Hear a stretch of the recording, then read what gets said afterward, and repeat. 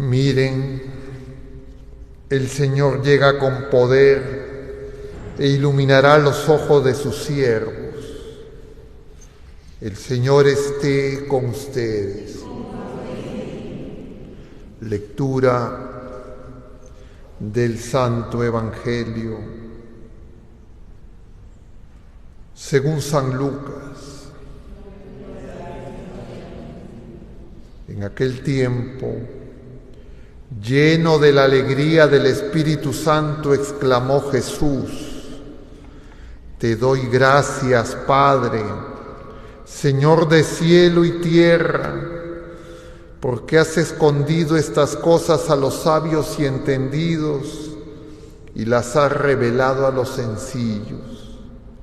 Sí, Padre, porque así te ha parecido bien.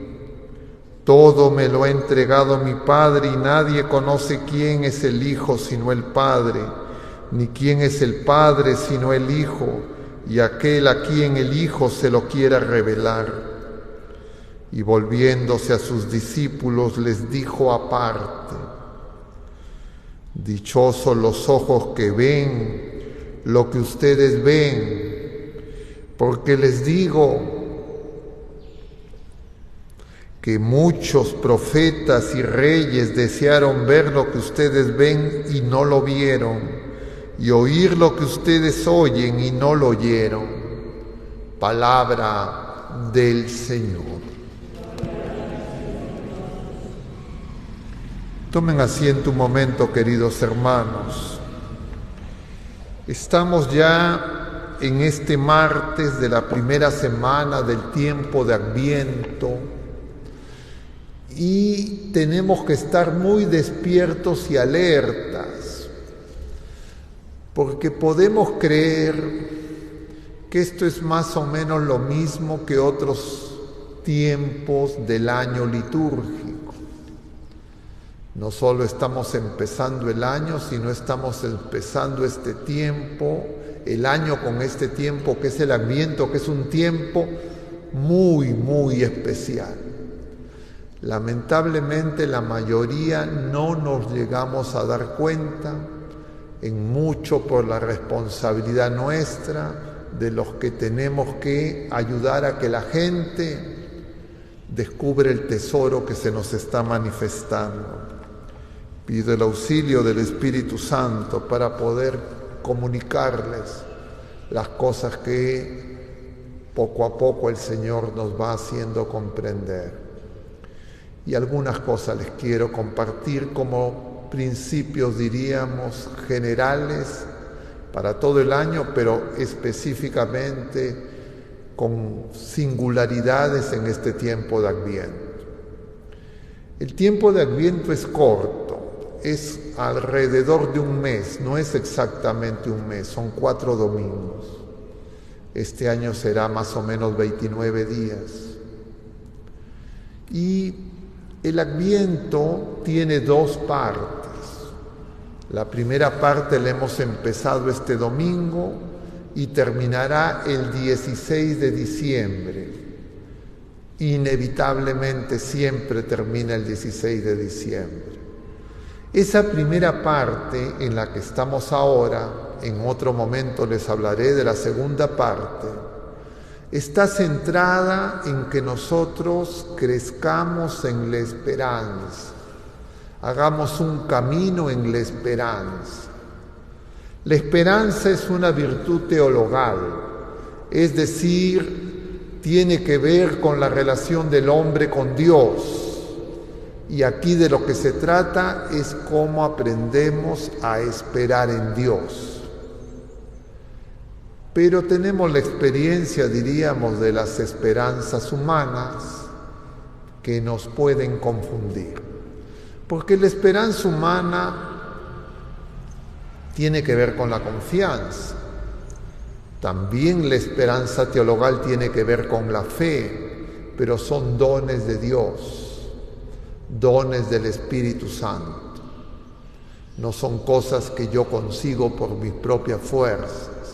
El Señor me lo tiene que dar y todos los bautizados lo hemos recibido, pero algunos En algunos está creciendo, en otros está casi como una mecha vacilante, como un tocón.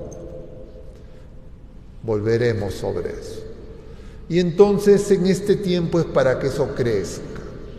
Y crece en una dinámica que en la primera parte del Adviento, en las primeras lecturas, salvo en algunos días en que celebraremos fiestas y solemnidades, siempre va a estar presente el profeta Isaías.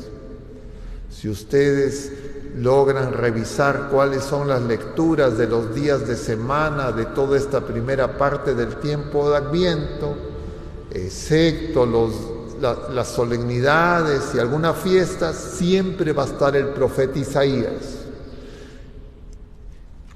Y en esa primera parte siempre hay promesas que hizo el Señor a través del profeta Isaías al pueblo de la primera alianza. Y esas promesas fueron hechas en medio de la situación más terrible que vivía ese pueblo. Eran promesas a un pueblo en guerra, a un pueblo en caos, empobrecido, desanimado, sin fe.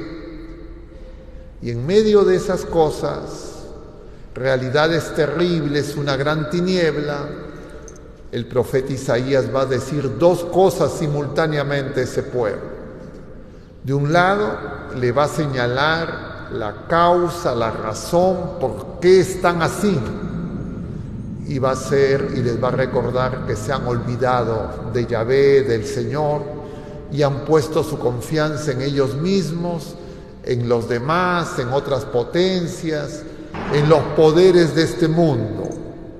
Ese es siempre el libro de Isaías, va a tener esa primera parte, pero también va a tener una segunda parte de consuelo, donde les habla de realidades, donde todo eso terrible va a cambiar radicalmente y van a encontrar una situación totalmente diferente, donde la presencia de Dios sea manifiesta, ostensible para todos. Y entonces hemos empezado, decía ayer, en los días de feria, y el domingo también hemos leído al profeta Isaías, y tanto ayer como el domingo hemos estado en el capítulo 2. Hoy ya estamos en el capítulo 11. Entre esos dos capítulos han habido esos contrastes. El relato de la situación presente, los peligros que hay, las advertencias para que no se dejen engañar. Inmediatamente después, consuelo, palabras de aliento. ¿Qué hablan esas palabras de aliento? Del tiempo, diríamos, del Mesías. Isaías anuncia que va a venir un Mesías. Y para eso nosotros tenemos que recordar qué significa la palabra Mesías, que está en hebreo. ¿Y ustedes saben qué significa la palabra Mesías? Es el ungido, es decir, es el Christos en griego, es decir, el que está lleno del Espíritu Santo. Es decir, Isaías empieza a hablar del Espíritu Santo y que el Espíritu Santo en una persona va a hacer que todas las cosas sean diferentes. Eso el pueblo lo entendía, el pueblo de la primera alianza, pero no lo entendía claramente, porque en Israel había personas que eran ungidas. ¿Saben quién eran esos ungidos? Los reyes. A los reyes en Israel no se les coronaba, no le ponían una corona en la cabeza como existía en otras culturas.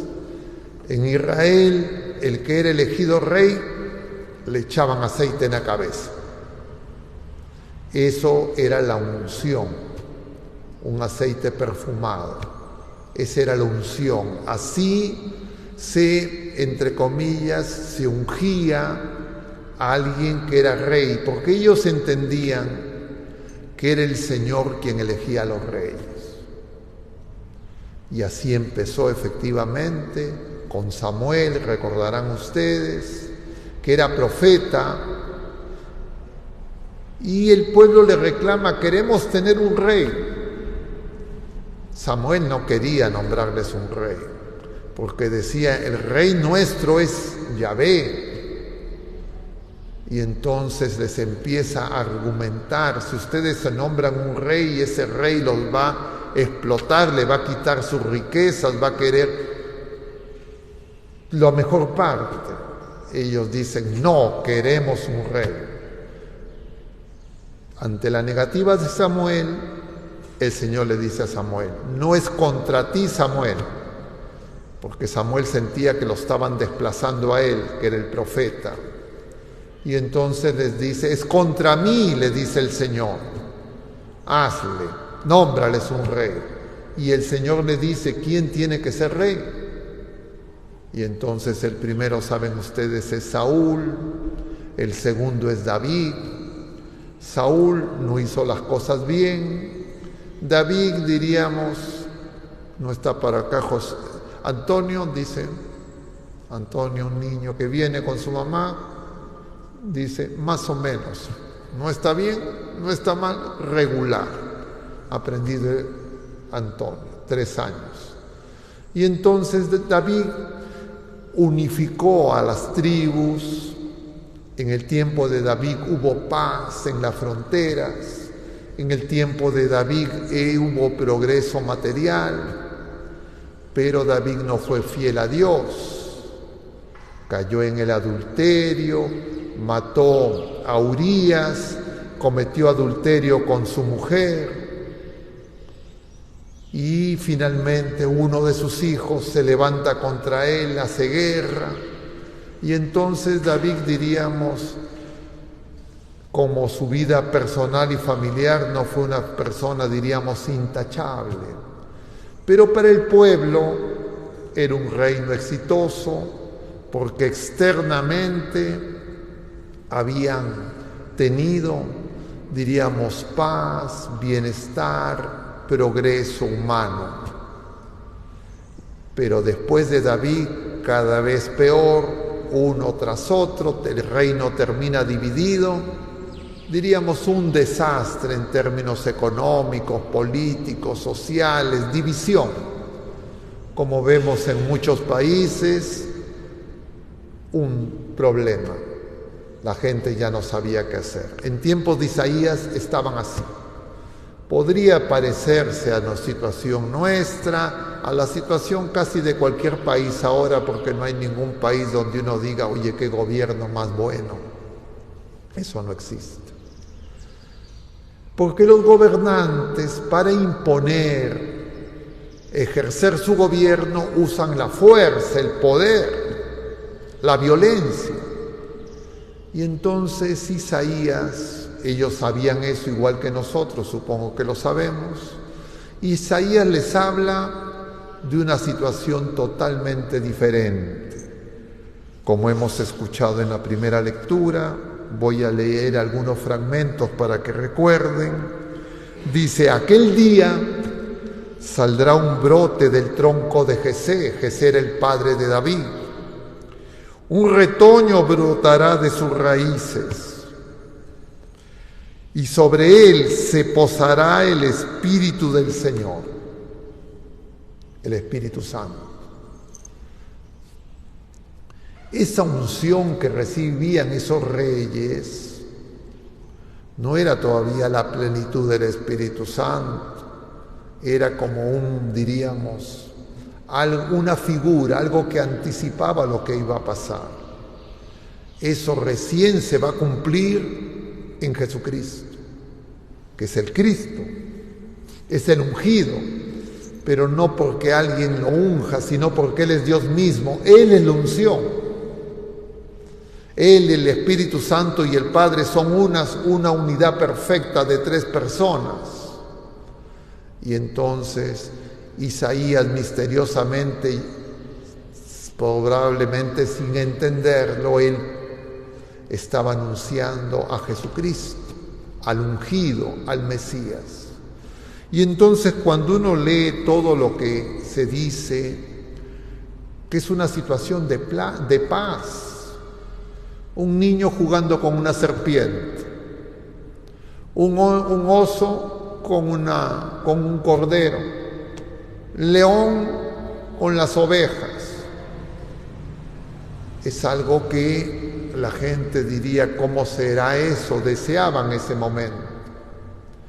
Pero no lo entendían totalmente lo que significaba,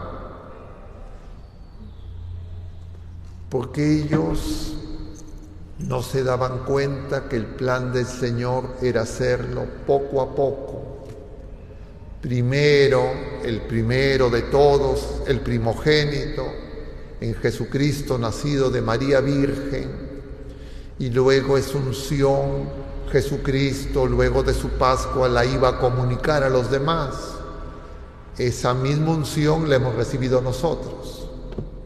Todos los bautizados, todos los confirmados, cada vez que recibimos los sacramentos, somos ungidos por el Espíritu Santo. Pero nosotros, igual que el pueblo de la primera alianza, cuando vieron a Jesús, siglos después de Isaías, ellos imaginaban al Mesías diferente. Imaginaban literalmente como lo que está escrito acá. Entonces, para ellos, en el tiempo del Mesías, todo debería ser como el paraíso. Todo paz, todo amor. Pero ellos veían que ellos mismos, los dirigentes del pueblo, entre comillas, los instruidos del pueblo, los escribas, los fariseos, los piadosos del pueblo, ellos mismos no vivían como hijos de Dios, y entonces veían a Jesús que tenía poderes que les resultaban extraños e incomprensibles, incluso le llegan a decir que son del demonio. Veían que les hablaba de amor y de paz, les podía recordar lo que decía Isaías, a quien ellos conocían, pero ellos decían, no puede ser este, porque en ese tiempo, en tiempos del Mesías, todo va a ser paz. Y el pueblo de Israel va a ser como en tiempos de David, el que se imponga a todo el mundo. Y entonces desprecian a Jesús, desprecian al ungido, les parece muy poco, les parece insignificante, no tiene la grandeza que ellos esperaban de la lectura literal de Isaías. Y por eso no lo reconocieron, lo rechazaron y lo mataron. Y por eso hasta ahora siguen esperando a que venga el Mesías. Y efectivamente, nosotros sabemos que todas estas cosas que decía y que dice Isaías en este libro que leemos cada año en el Adviento, también las recordaremos en Navidad, todavía no se han cumplido plenamente, o ya se cumplieron. A ver, pongan un niño con una serpiente, pongan un oso, una pantera con un cabrito. Por supuesto que eso todavía no se ha cumplido totalmente. Pero eso no significa que el Mesías, que el ungido no haya venido. No significa que no venga siempre. No significa que Jesucristo no sea rey y que no esté reinando actualmente, sino lo que significa es que Él es manso y humilde, no impone su reinado, no impone la paz, no fuerza. Él quiere que nosotros libremente le digamos que sí. Para eso nos da el don de la fe, para eso nos da el don de la esperanza, para eso nos da el don de la caridad, que son dones del Espíritu Santo, además de los 7 dones del Espíritu Santo que nos enseña la Iglesia. Algunos de ellos son mencionados por Isaías. Dice: herirá al violento con la vara de su boca. No dice herirá al violento y le cortará el cuello. Dice Isaías además: hará morir al malvado con el aliento de sus labios. La justicia será el cinturón de sus caderas. No hará daño ni estrago por todo el monte santo, porque todo estará lleno del amor de Dios, y será consejero, príncipe de la paz.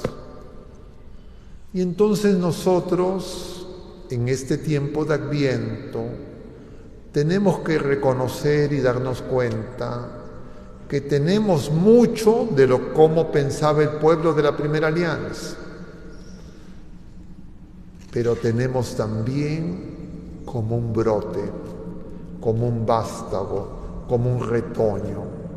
Antes de hablar de estos oráculos, Isaías ha querido hablar con los reyes, y el Señor le ha mandado que vaya a hablar con los reyes, con su hijo cargado en brazos, el hijo de Isaías, pequeño, para que ellos vean cómo va a venir ese rey. Le va a decir al rey, capítulo 7 de Isaías, al rey Ahaz: pide un signo. No va a querer. Y le dice: el Señor te dará un signo. La virgen, la doncella, concebirá a un niño y le llamará Emmanuel. Es el profeta del Emmanuel. Pero ese pueblo no lo entendió, y entonces creían que se refería al hijo de Ahaz y que eso había durado fugazmente, solamente pocos años. Pero Isaías decía que su reino iba a ser eterno. No podían entender, estaban embotados. La sabiduría de Dios no lograba ser acogida.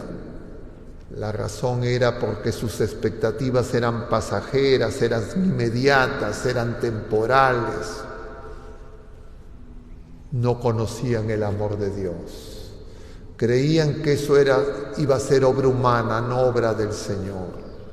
Lo que nosotros tenemos que saber es que todo esto ya está cumplido en Jesucristo, pero de manera oculta, misteriosamente, casi invisible para muchas personas y de repente también para nosotros.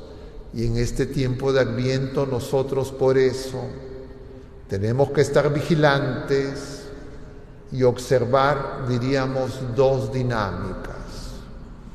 Una de cómo obra y las consecuencias de la obra del maligno, del pecado y del mal, que se extiende a través de las acciones humanas, y simultáneamente y paradójicamente en sentido contrario, la acción de Dios, que aparece pequeña, aparece como un brote, como un niño recién nacido, como algo aparentemente débil, sin fuerza.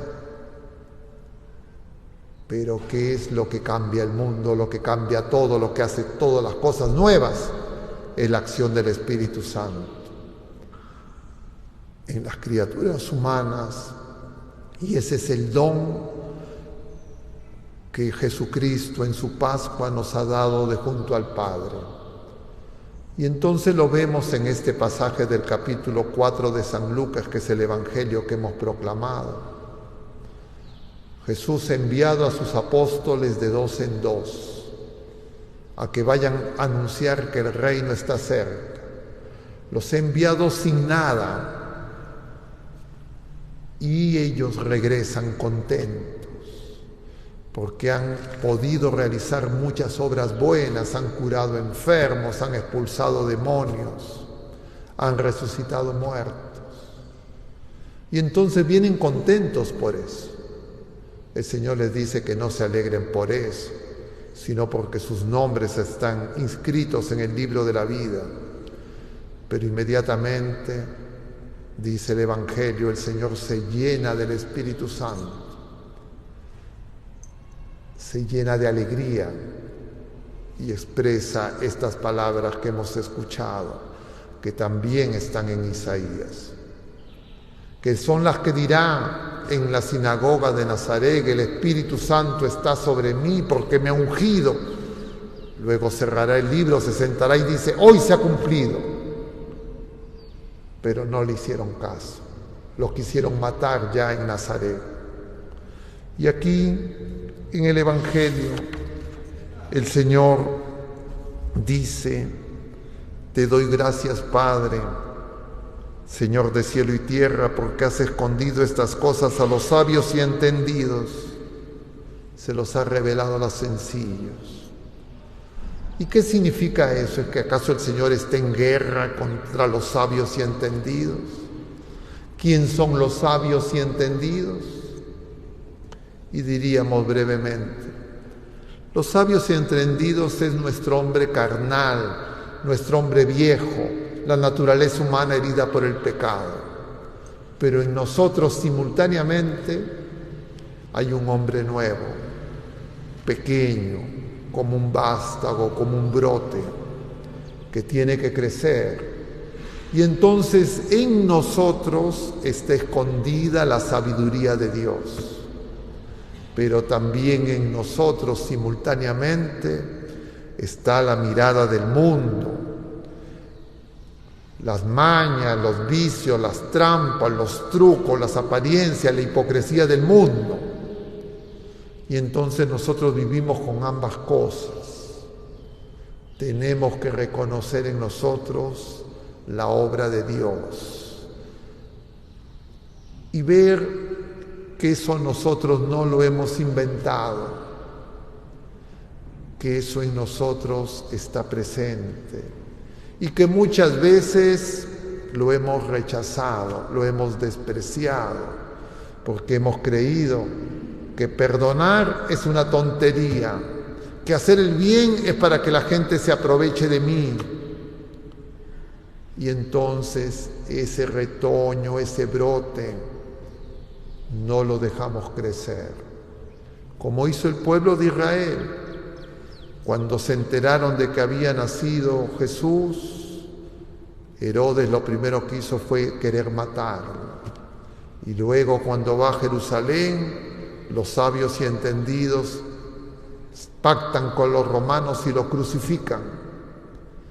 Ese es el hombre viejo presente en todos nosotros, ese es el pecado obrando en nosotros, que impide que crezcamos en la vida nueva de hijos de Dios y que eso se pueda notar ante los demás.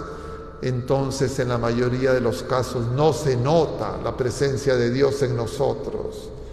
Y entonces ni nosotros ni otras personas pueden descubrir la presencia de Dios con nosotros y entre nosotros y en nosotros.